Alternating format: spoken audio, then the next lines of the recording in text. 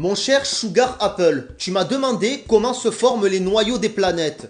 C'est une excellente question.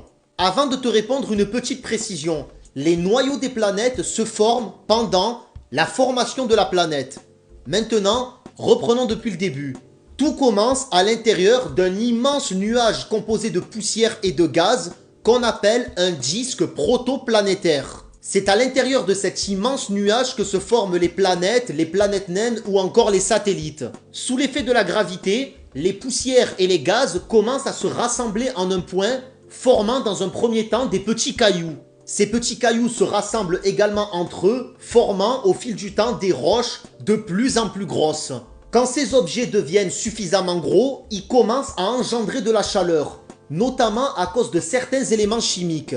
Quand c'est suffisamment chaud, certains éléments chimiques, comme le fer par exemple, commencent à couler vers le centre de l'objet. Le centre de l'objet, de la future planète par exemple, rassemble les éléments chimiques les plus lourds, comme le fer par exemple.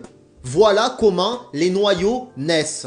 À noter que le noyau reste chaud quasiment toute la vie de la planète pour plusieurs raisons. Déjà, la pression, elle est énorme, et aussi la radioactivité naturelle de certains éléments. À noter également que les noyaux des planètes ne sont pas les mêmes selon la planète.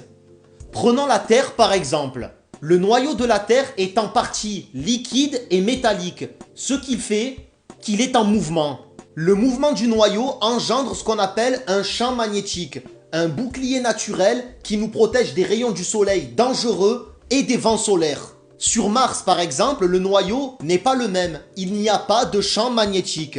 Voilà comment se forment les noyaux et la protection qu'apportent ces derniers aux planètes comme la nôtre.